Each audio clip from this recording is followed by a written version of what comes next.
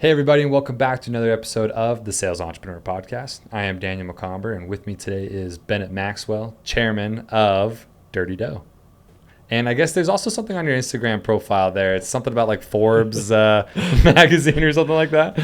Forbes council member, proudly representing. Proudly represented. It's great to have you, man. Yeah, I'm glad to be here. Yeah. Well, honestly, it's no surprise, or it's no secret. You've done hundreds of these podcasts, and so I feel grateful that you wanted to do another one. Yes, it's one, it's fun, Yeah. meeting new people, networking. Two, you get to use the clips. Yeah. Either way, Everything's for the gram now. it's all good for brand building, personal branding, which ultimately is revenue in your company. So thank you for helping me out. Yeah, exactly, right? Well, it's so funny because it's got to be mutually beneficial, right? It's helping me with the podcast. I have someone who's popular and so forth, and it's helping you.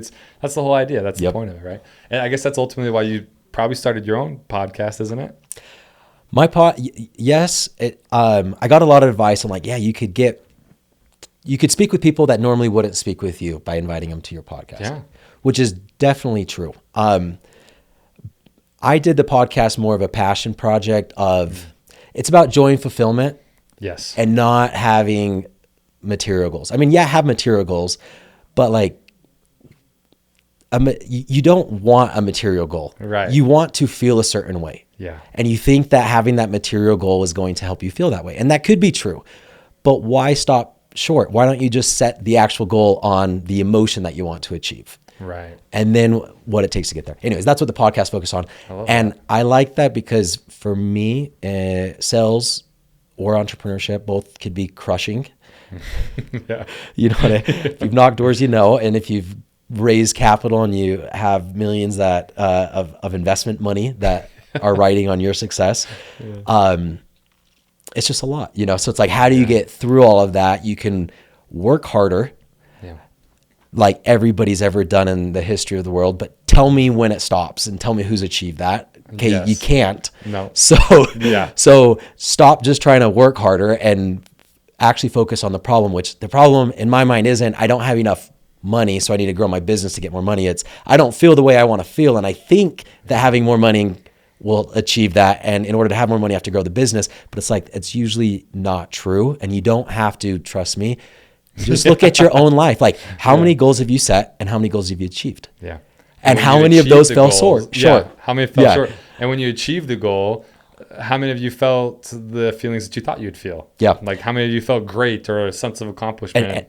And you do. And then your body goes back to homeostasis and you just feel like you normally feel again. And it's like, okay, never ending cycle. But I thought life was going to be perfect when I started a podcast or when I had a $1 million company or a $10 million company or whatever, when we raised money and when we got to 50 stores. And it's like, I've hit all of those and I know all of them it was fun to hit. Yeah. But if I focused on actually achieving it and how that feels, it's momentary and it goes away really fast. Really fast, yeah.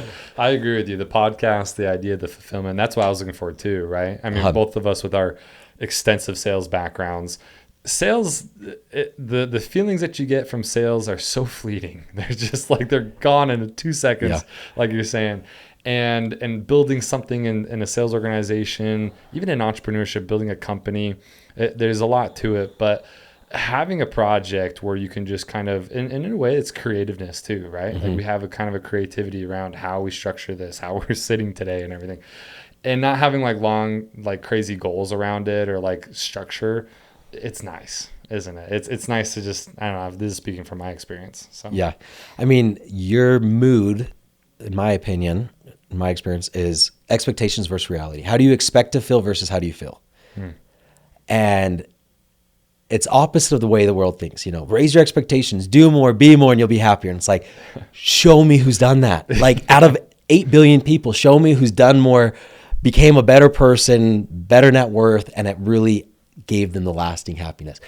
Now, so it's the happiness gap is here's where I'm at, and there's the gap of what I need to be happy. Mm-hmm. So I either go achieve that and get that, and then that bridges the gap. Yeah. But the issue is your brain just sets the new gap, or you learn to want what you already have and you're bringing down your expectations. Yeah. And again, very opposite, but it's like, no, I think that's the better way to live is absolutely have lower expectations. You don't need to have a 6-figure job to be happy. And that's when it's really freeing. Well, in my opinion, I think what happens is that people don't, they set an expectation, they stick with it no matter what happens along the way. Mm-hmm. It's like, are you telling me that you set a goal and you're so blindsided to that goal that you're not listening to all the cues and the things that life are telling you along the way that, hey, this is not even the goal that you have anymore.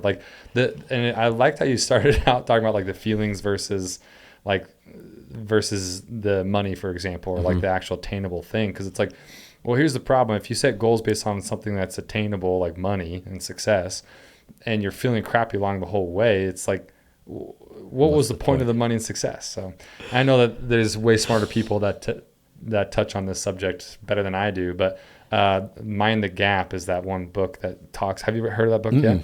Well, you literally just described the book, the way that you're talking about these gaps. Yeah, it's called Mind the Gap. It's an amazing book, and I'm halfway through it, and he talks about that idea like, hey, there's 2 different kinds of gaps, and you got to figure out what you are currently doing and how you can have both in your life. And mm-hmm. It's really amazing. Well, I mean, I love the reason why I wanted to have you on is that it's very rare to have someone who has started in sales with a prolific background that you have and started a successful company and been able to kind of like merge everything together. In my opinion, it's kind of like you're either one or the other, mm-hmm. and you're either really good at one or really good at the other. It's pretty hard to find people who are good at both, in my opinion. I don't know. Maybe you have different experience with that. No, I agree. And I don't think I'm good at both. I think I'm a salesperson.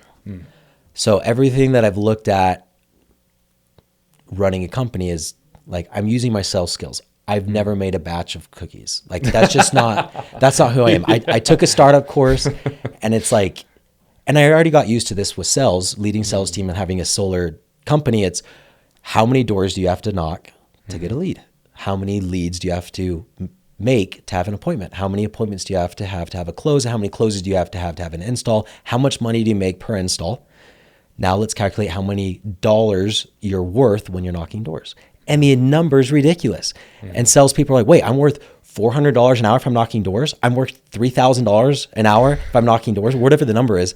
Yeah. And to quickly correlate it to a salary, whatever your hourly pay is, there's 2,000 working hours in a year generally. That's 2 weeks off, 40 hours a week. So 50 weeks times 40, that's 20,000 hours. So if you're getting paid $400 an hour, if you were working that job full time, that's equivalent of an $800,000 salary. You just double the number and add a few zeros because it's 20,000. And then it's like, okay, if you are in a position and according to the numbers that you just told me, which are accurate because we've been tracking them and here's your pay stubs, right? Like you are making $200 an hour. You're worth $400,000 a year, which is worth more than most doctors who went to school for 10 hours or for 10 years and $100,000 in debt. And here you are already doing it. Like, how about put a little effort into it? Like, do you see the opportunity? It's always the struggle of trying to help guys like look at this as a professional thing. It's like, dude, be a professional. Like it's professional money, put in professional effort. Yes, that's exactly right. Because I know how to put a dollar amount on my time, I kind of ran with that. And I'm like, I'm going to do what I'm good with. So the month that we franchise, I've never been in food, never been in franchising. Yeah. I started building an advisory board. Finding people that have already been there, done that. And you can get high-level people, which is absolutely insane. You get somebody like our first advisor, his company when it IPO'd, $30 billion.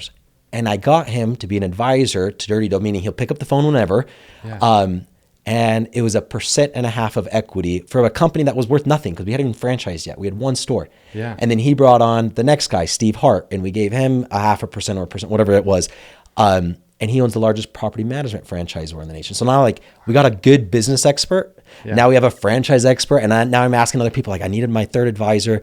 And Jill Summer Hayes came along who ran a company called Maui Wowie Smoothies and Coffee. Started in 83, grew it to 600 something locations, mobile franchises before exiting. She's been doing it for 40 years. I hired her as CEO the month we were franchising. Because I'm like, I'm not going to go learn the ops. I'll learn about them, but that's not me. I get distracted too easily. Yeah. You know what I mean? Like I'm on the next thing. So in the last 3 years with Dirty Dough, I've raised capital, which is sales. And I've done franchise sales. You know, it's like I'm not in the store doing the operation because I do think they're different. Yeah. But if you're a good salesperson, a good communicator, you use that to go recruit the talent to go do the things that you don't know how to do. But it does fall back onto sales. Like if you're recruiting talent, you're convincing them why this is a good opportunity, right? Yeah, it does come back to sales and operate. But people do get it confused a little bit too much. Like, okay, I'm the owner of the company, so now I need to do everything. It's like, no, how much are you worth on a franchise sales call? And how much are you worth if you're making cookies? Right. Calculate the difference and then hire it out. Mm-hmm. I love that. Well, kind of, I want to hear a little bit of this transition period that you had there, because I think a lot of people listening are people who want to be entrepreneurs, and they get so stuck with these first steps. Now, you had a really awesome sales background, and it sounds like the skills that you learned about time management, knowing the value of your time, you learned in sales. Quick question about that. Do you feel like there's any other way that you could have learned those lessons, like how valuable your time was? From what you've seen, is there really any other opportunity like that?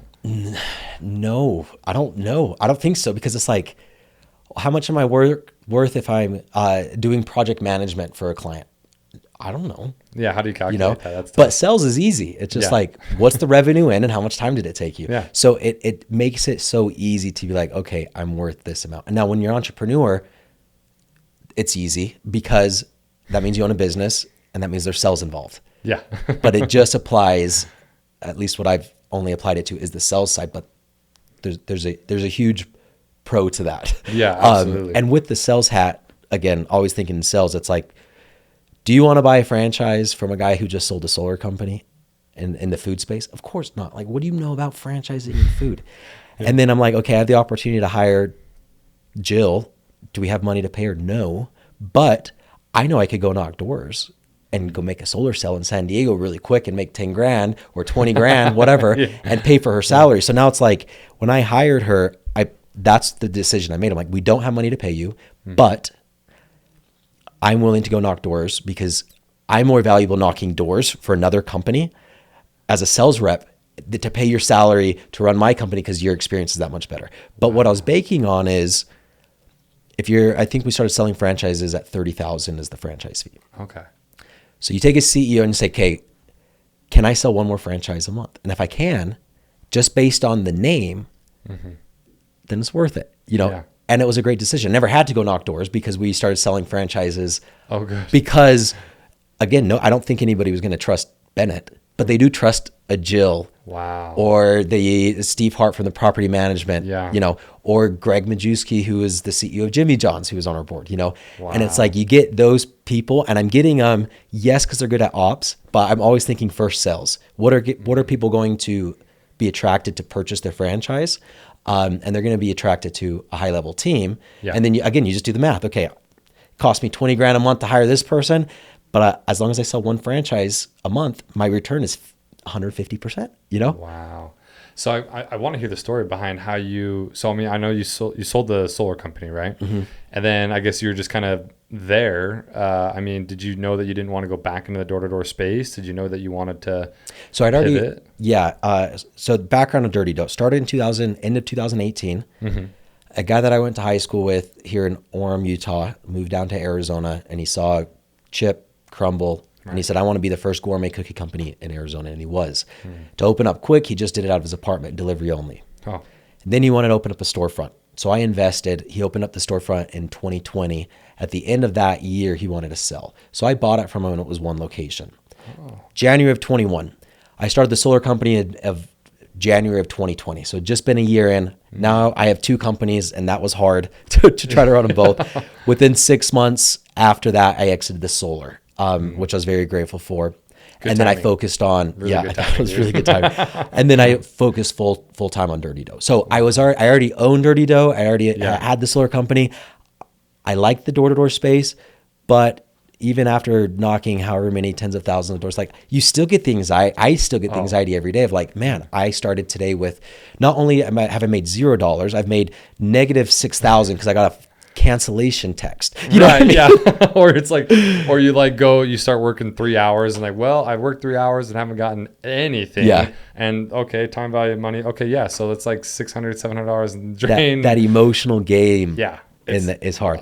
So I do like it. I love the money in it, the potential and the skills, but I wasn't planning on going to knock doors again. Right.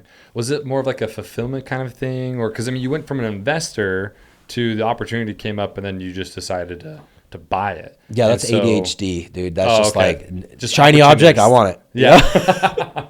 So you think that was more like an opportunist kind of moment? Or was it like your entrepreneur, like juices going, like I got to... No, yeah, I would have never. If you would have asked me a month before I bought it, I would have said, no, I would never buy that. But it was just like, he wanted to sell it. I already had money in. And I'm like, what if he sells it to somebody who doesn't know what they're doing? I'll roll the dice. You know, I could figure crap out. Wow.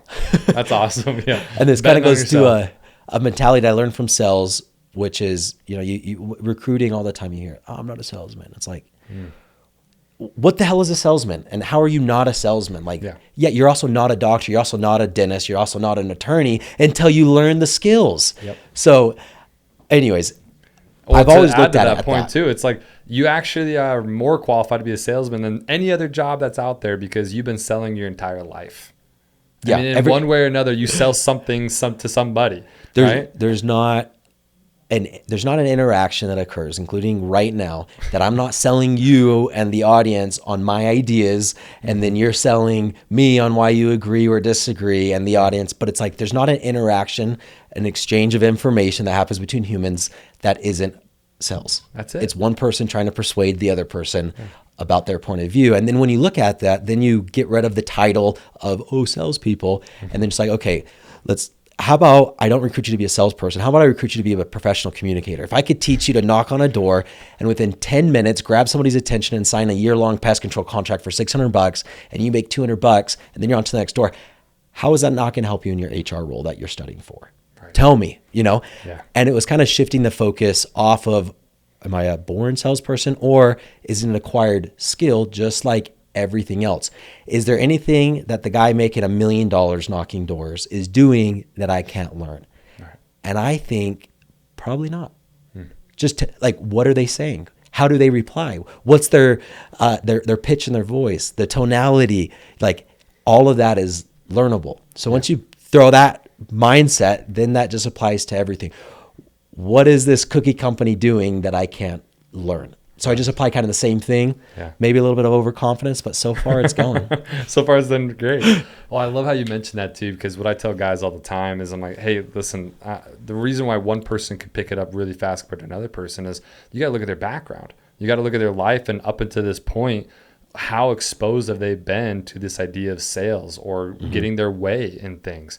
And just some people are way more accustomed throughout the course of their life of getting their way and figuring out how to get their way. And sometimes without even knowing it, they learn question-based selling. Like I'll have a random guy come and apply for the job, and then he's asking me questions in the interview. And I'm like, that's good. He's killing it right now. Like, this is perfect. I'm like, this is just that kind of natural, but it's not like a natural thing you're born with. It's okay. Let's look at your past and let's see kind of what's led this person to this point. Same thing with you. I just recently, I'm an adult diagnosed with ADHD or whatever like that. Like I just recently kind of did all that a couple months ago. And me too. Yeah, literally 2 months ago. Yeah, literally, I think it's like 3 months ago. Me and my wife, we do couples therapy, not only to like fix problems, but also to strengthen our relationship. We've always loved it. And we got this kind of newer guy, and finally he was like, Can I take you through a string of questions? I'm like, sure. And he takes me through. He's like, hey, we got to get you tested, bro. Like you're like the way you're answering these questions alone is like telling me you got to. Anyways, the funny thing is that I used to think it was like a complete hoax, that people that were on it were like just wanting attention. I hate to say it. I that's what I thought, and that's where I was raised. But anyways, the reason I bring this up is because now I look back on it, right? I'm now looking back at my past, and I'm looking at my marriage with my wife, and I'm like, wow. Like, now that I know how my brain works, and it's not whether it's ADD or not, I think that title doesn't even matter. It doesn't. It's my brain works in this, so they call it neurodivergent or whatever, but my brain works in this way. And the crazy thing is, now that I've been understanding how my brain works, which is something I feel like every human needs to do, man, I feel like I'm taking better risks. I'm taking better opportunities, and I'm seeing things in a different light, and it's just making a lot more sense. Do you have a similar situation there? So I switched therapists, and then she's like, after probably 2 sessions, just like, so tell me about your ADHD. That's all it takes too. Yeah. I'm like, what do you mean? And she's like, have you never been diagnosed? I'm like, why would I be diagnosed? You know, it's like, even if I have it, it doesn't change. Yeah, it doesn't matter. I'm going to do everything I do. And then it was the same thing. She's like, no, everybody's brain works differently. Anyways, and then I've been asking a lot of people how they like, what are you thinking about? Like when you're doing this, what are you thinking about? When you're enjoying a sunset, what's going through your mind? Are you narrating it to yourself or are you just enjoying it? People with ADHD they're narrating it to themselves. Like, wow, this is, which actually takes you out of the moment. But then you're like, holy shit, my brain works 1,000% different than other people. Yeah. And understanding that, then you can be like, okay, if I understand my brain, then I can compare it to your brain and I know what your wants and are. Kind of weird, but I've been getting really big into consciousness, psychedelics, Eastern philosophy. Nice. And I think it's helping my communication and sales more than any book that I've ever read of understanding consciousness and human behavior and what's driving that and how thoughts work. Mm-hmm. Kind of side tangent, but no, I love that. Yeah. I think that honestly, well, the reason why I think we've been so long without addressing this in our lives is the sales industry is just go. Like, don't worry about your mental problems. Like, you're depressed, it's because you're not knocking doors and get out. All this. Go get out on those doors. Exactly. And then it's kind of the same thing with entrepreneurism. Like, oh, you fell as an entrepreneur, it's because you didn't do all this like extra stuff and you didn't grind hard enough. It's kind of the same idea in that aspect. And so I feel really bad. I just know so many kids and I'm like, dang, dude, you need help. Like, we'll see if you can do it in this job because you have so much going on. Do you know who Corey Clark is, the sales therapist? Yeah. So he's one of my best friends now, and he was my first episode on here. He's freaking awesome. And gosh, I want to keep having him on. I almost invited him to be like a co-guest, or a co-host, because it's just what the people need. Yeah. And whether you're in sales or you're an entrepreneur, it's like, man, if you can understand how your brain works, it'll help you so much to understand that your brain doesn't work the same way as other people. It's like, we could tell you that, but unless you know it and internalize it, it just like, you just still won't understand why people don't act the way that they act. And then who gets diagnosed with type 1 diabetes and they're like, I'm not going to take insulin though. Nah, I'm too manly for that. But it's like, what is the difference between your kidneys not secreting enough insulin, and that's not your kidneys, pancreas, whatever the hell it is, doesn't matter. And your brain not having enough dopamine. Right. Like, what is the difference, and why is one treatable and the other one is like, oh, I'm just going to muster through it. And it's like, okay, we use shortcuts everywhere in our life. Our cell phones, our cars, everything is a shortcut. But when it comes to like something that actually matters, which just use your brain, controls your whole life, right? When it comes to that, it's like your being. Oh, I'm not going to experiment with anything there. But I'm like, no, I'm going to experiment with everything there. Yeah. I'm going to experiment with all the psychedelics. Give it to me. I'm going to explore the conscious. So anyways, when I got diagnosed with that, I got prescribed Vyvanse. Okay. She gave me a few options, and this was kind of I know how I act on amphetamines, which it's too much for me. Yeah. Like, it makes me shaky and jitter. So I'm like, give me the lowest dose. She's like, okay, I'll give you 30. And it was still too high. I'm like, no, give me another dose. Yeah. So she gave me something that's 20, but it's like my brain just is clear. And I didn't even know that it wasn't clear before. You know what I mean? Well, it's literally, so I'm it's so funny the way this conversation goes. You never know. But I can't remember the name of it. Gosh dang it. Someone just asked me the other day. But I'm on one without any of the amphetamines in it because my grandpa was diagnosed with manic depressive. Okay. And they were like, apparently the test that I took that I did in 2 seconds, right? I didn't really read the questions all that great because I didn't know what they meant. But apparently the test I took, it showed that there's a chance I have like a mania or whatever like that heck they call it. And like, well, we don't want to give you anything with that stuff like Adderall, Vyvanse, because in case you do have something, it'll heighten it like crazy. So we'll give you this other stuff that doesn't have any of that in it. I'm like, oh, well, it's not going to do anything. Oh my gosh, dude. Within a week, and they said it's going to take 2 weeks to kick in. Within a week, I noticed my first time. I'm like, it doesn't feel like I'm juggling every single project that I want to do today at the same time right now. Yeah, because you're, multitasking. A lot of people have heard you can't multitask. It's like, well, what does that mean, though? Yeah. Well, just pay attention, again, back to consciousness and thoughts. How many things can you think about at a single time? Right. one. So if I'm talking to you and reading a text message, I feel like I'm multitasking. But if I paused in any millisecond, I'm only doing one or the other. Yes. I'm not listening to you and reading. Your brain is not capable of that. And just experiment it with trying to see if you could have two thoughts in your head at the same time. You can't. Yeah. And then you realize that and you're like, okay, well, now what does that mean and how do I deal with it? Mm-hmm. Now I'm going to try to stop multitasking. But I like to multitask because my brain lacks dopamine because I have ADHD and I'm just looking for the next dopamine hit. Yeah. Or I could take something that gives me the dopamine, similar to taking insulin, and then my brain doesn't need to switch from 50 fucking tasks every minute. Yeah, exactly. It doesn't need to go, oh my gosh. And it's so funny when you realize what like the drivers for it is. It's something as simple as dopamine, which is a combination of a couple chemicals in your brain. It's like, it's that simple. And then like sometimes, and maybe you're this way too, where I get to the point where it's like, well, I really need to get this one thing done. So I'm going to hyper focus on it, where nothing else exists in this planet. I don't care what is going on. I'm hyper focusing on it to get it done. And that was actually even more detrimental. And so it's funny, like, I'm like, that's also a dopamine thing. So when you learn more about these things, and I love how so the myth of multitasking, if you haven't read that yet, especially now that you know that what we both do, it's one of my favorite books. It's the same, like a computer is the same way. People think computers can do all these things. Technically, no. It's one thing after another. Yeah, it's just switching like our brains are. Quickly. And so I think that it's amazing to know.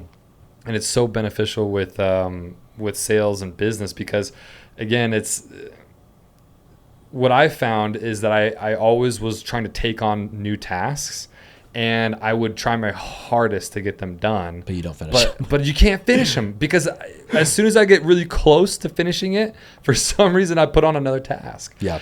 And ultimately, and again, I mean, this is very specific for people who understand what we're talking about, but which it's a large percentage of people who are listening to this if it sells people. And nobody else is talking about it. Yeah, absolutely.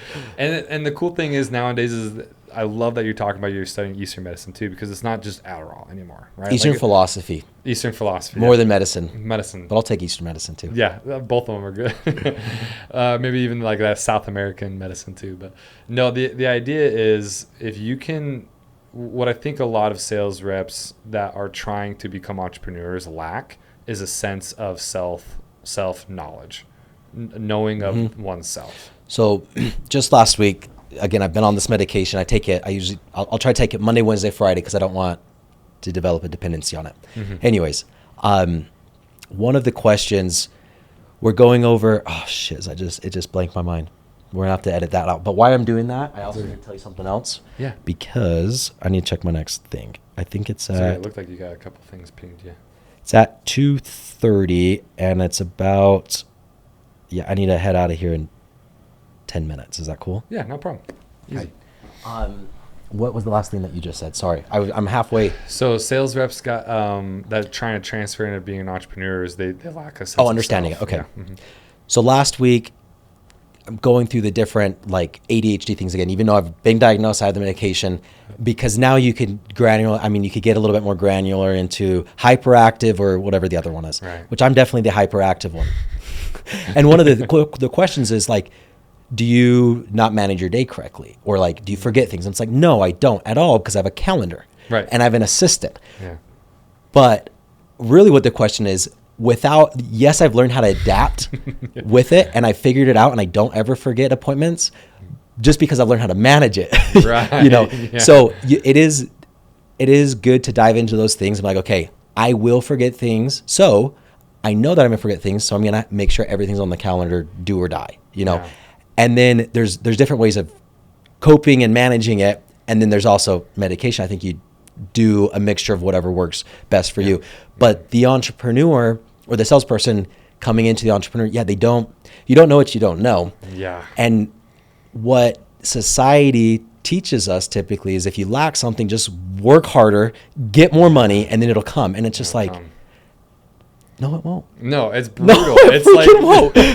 And then thankfully there's a bigger push now towards like network. Like, if you're in this space, you hear the term network. Your net worth is your network. You hear that all the time. And if you have experience in networking, you understand how valuable it is. But if you don't, then you don't understand. Or, I mean, I had a venture. Do you know Bubba Page by chance? Yeah. Yeah. So I had him in here. I had to work a little hard to get him in here, frankly, because I couldn't just hit him up on LinkedIn. Yeah. He gets hit up on LinkedIn a billion times. But I use that as an example while we were in the podcast. Actually, I told the story. I'm like, you got to put in work sometimes, man. You got to put in work to get to know the people that you need to know in order to kind of make things happen. Well, that was a little bit of a tangent, kind of back to the idea of knowing oneself. My opinion about it is, you need to have like your own mission statement before you think you can create a mission statement for a company, a random company that you really don't have an idea for yet, right?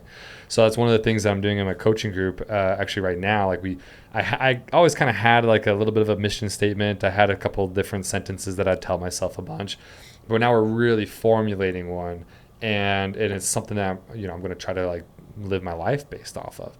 And so out of curiosity, while you were an opportunist and an entrepreneur with an amazing mind to be able to tackle solar and Dirty Dough at the same time, I guess what has helped you the most as you've tackled these other projects? What's helped you the most handle these projects? I should say, what skills have you developed in your own life to help you tackle these businesses and so forth? I mean, learning how you operate, learning what you're good at, what you're bad at. I think that is key. So I'm good at sales. I'm good at communication. I'm good at strategy, but I'm not good at seeing a task all the way through. But I am good at creating an SOP and having somebody else follow it. So going back to the network, like the only reason we've been able to grow is because I've hired people that have already been there and done that. So it's, okay, I want to achieve whatever I want to achieve. What's preventing me? It's, a lack of knowledge or people that contain that knowledge. So either you have to obtain the knowledge or find something that attains the knowledge. And then you're there, rather than like, I need to go kind of figure it out. Yes, you need to figure it out, or you just need to find somebody who's already figured it out. Yeah. So if you're a salesperson looking to be an entrepreneur, like, what are you good at? Are you good at managing? I'm not good at managing. I'm good at managing people for 3 weeks on weekly calls, and then I get bored. I'm like, I don't have anything to talk to you about. I don't want to follow up. Like, just send me a report, Yeah. And then you can find your weaknesses and then hire around those. And I think, like, one thing I think any salesperson should do, even if you're knocking doors, you should hire an assistant. Again, calculate your time knocking doors. Yeah. How much, and then calculate your time following up. Don't do follow up. Hire somebody for $6 an hour out of the Philippines to text from a number like it as if it was you. That's it. Yeah. For when we did solar, and I say we, me and my brother, the sales pitch to recruit salespeople is, we're going to hyper focus you on sales. Solar is a month-long process and whatever, and you show up to the appointment, the proposal's already created, the few options are created, the appointment's confirmed, and you just sit down and freaking present to them. Yeah. And then after that, you close the deal. They're going to get a text from you. It's out of the Philippines and it says, hey, congrats, blah, blah. I want to send you some cookies. Then we send them some cookies. And then when the permit arrives, then we say, congrats, your permit is here.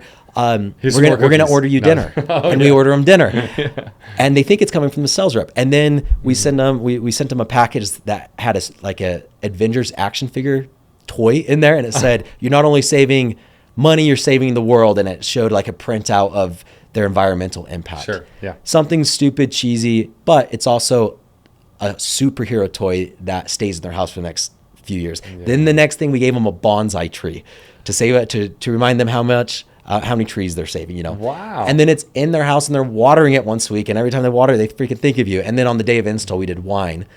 But again, back to the sales pitch, to the sales reps, it's, all of this is coming from you without you doing a single thing, because I want you selling, because you'll make more money if you can close 10 deals rather than 6 deals. Yeah.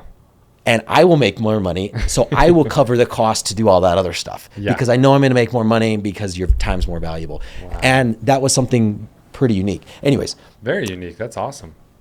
But why are salespeople doing the thing when you're worth so much money during a presentation? Why are you doing anything else? Yeah. Hire that out. Especially if you can hire it out, like, here's my follow-up and regimen, like, build it out. You do have to build it out, but then just assign it to somebody, and you can get somebody for $4, $8 an hour that has a bachelor's degree. You know what I mean? Well, you as the owner of the company and the manager, I suppose, you can't physically sell the deal for them, but you could do everything else to ensure that deals get sold. And then you just hire somebody to, like, okay, you have to actually get the presentation, because I can't sit in 10 appointments at once. I Yep. love that. That's such an amazing idea. Well, I guess any other pieces of advice that you give to someone who's like getting started, whether it's something that they should work on themselves or things that they could do to like find ideas to act to get on. into business. Yeah. So I've gone through this cycle a few times. You make great money selling. I did pest control. My first I did 2 months kind of because I got recruited halfway through the summer. Then the next summer, I'm like, oh, I'm going to recruit all these guys. And I recruited 40 first-year guys led by a first year. And we went out to Charlotte, and I made $250,000 in a summer. But I'm like, I don't like this. I'm not a good manager. Been there. And then I forget. And then I start a solar company. I'm like, wait, no, I made more money doing sales. Yeah, you don't build enterprise value, and that's fun. Yeah. But like really know, is it something you want, and why do you want to freaking do it? If it is just about the lifestyle, typically the salespeople are going to make more money anyway. Yeah. So get lasered in on what you're doing. As far as opportunities go and ideas, I did this a few weeks ago, going back to the networking. I go to the gym to work out, and a lot of times I meet friends there and we just talk business, and it's kind of like, I'm going to be at the gym anyway. I want to network anyway. Yeah. I threw that on Facebook, said, who wants to talk business at the gym? And I've met a random person every morning for the last 3-4 weeks, and I have another 30 going out. Wow. And then, but there's no agenda other than, what are you doing? Hey, this is my advice. I'm good at setting up a sales system. This is the questions you should ask in this order. And it's absolutely, I'm not looking for anything other than like, people have given me this advice, it works. And then you hear somebody who has sales retreats in Roatan, Honduras.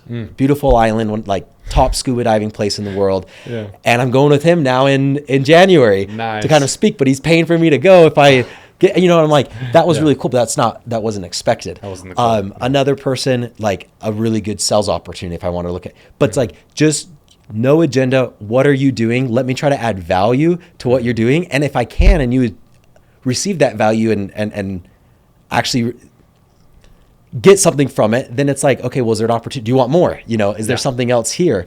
But it's kind of lead always with free, test the waters is kind of my approach. See if there's value. And if there's a lot of value, then see if you can make something work. But just talk to 50 different business owners, entrepreneurs, whatever, and just say, what are you doing? This is what I have to offer. If I could give you some free advice on sales, and because I'm good at it, Absolutely. And then you just get the most random opportunities. Yeah, well, that's like you can network like without expecting anything, but you can expect something. Something's going to happen. You can't network for a decent period of time without a random opportunity popping up. There's 0% chance if you go talk with 10 business owners for 30 minutes that you don't get at least 5 business ideas, either partnering with one of them or a spinoff or creating a company that could plug in to solve their needs. Absolutely. And honestly, it's a numbers game as well too. Like if you can't get, here's the thing, you can't skip the first step. The first step is you have to get really good at sales, by the way. You can't be a first year sales rep that did okay and expect to jump to this step that we're talking about right now, really. Unless you have really good connections through family members or something like that, then utilize that as early as you possibly can. Well, the idea is that, there's rejection in networking too. Like people will cancel, they'll reschedule, it won't work. Or you'll meet with them and they're like, hey, yeah, okay, cool. It's like really quick. You get nothing out of it and it's like, see you later. It didn't match. But it's a numbers game just like sales. I think that a lot of guys just don't really stick with it, I think. So. And it is because, they have, until you kind of taste the value from it, you're like, holy crap, I just met this guy who connected me with this guy who ended up investing $1 million. Like, that was worth it. Yeah. Until you kind of have that taste of it, you're kind of like, just, what do I do? But again, it was the same thing when you knocked your first door. You're like, what do I do? Yeah. You just do it, though. Yeah. And then you figure it out, and then you identify the problems, the smoke screens, the objections, and then you build that into your pitch before, and then you never get objections. Like, if you knock the door in San Diego, you get this multiple times a day, if not a week. You're the 5th guy this week. Because it's the most saturated market, probably, Absolutely. But if I knock the door and I say, hey, I know what you're thinking. You're probably thinking, are you the 5th solar guy this week? I can guarantee you what they're not going to say is, hey, you're the 5th solar guy this week. Just got rid of one of the objections. Boom, done. Yeah, and you can do that with anything as long as you're, but that technique you apply to anything. What are the objections I'm getting? What can I say before I get that objection to guarantee I never get that. And then you build an amazing presentation and you have a rookie sales rep that sees you and they're like, oh man, that was a lay down sell. They didn't have any objections. It's like, no, they had all the objections, but I brought them up and I resolved them before they did. Before they even had a and chance, that's why at the end of the presentation, they're asking me what next steps are rather than me having to close them, because I already set the expectations right at the beginning and solved everything. And I mean, you mentioned question-based selling, which we don't have time to get into, but I'm a big believer in become a professional sales person by studying professional sales and professional communication, the art of persuasion, or there's a bajillion books out there that really get granular, not of work harder, hustle more, just more numbers, money. Yes, but sharpen the axe too. Yeah, I think that in the industry, gosh, I mean, we emphasize training so much, but not training just from your manager, your regional, like you're pigeonholing yourself so much of that. You got to read these books and do the training outside of it. And that's why I tell guys all the time. Well, to respect your time, I know you got to go. What's the best way that someone can kind of reach out to you? I mean, you mentioned something about a gym, workout. Like when are we lifting? Hit me up. Yeah. BennettMaxwell.com is just a website that has social media. I run a podcast as well. Has links to all of that. Try to post a few times a day, mainly on sales, entrepreneurship, mindset, psychedelics sometimes. Yeah. ADHD sometimes. ADHD. And hit me up if you want to go to the gym. Boston American Fork. Oh, yeah. The AF Boston. I grew up going there. Awesome. Well, this is obviously just kind of a taster of what guys can get from going to your podcast and so forth. So I'm just glad we could get you on and get some good nuggets of knowledge. Okay. Thanks, man. Awesome. Appreciate it.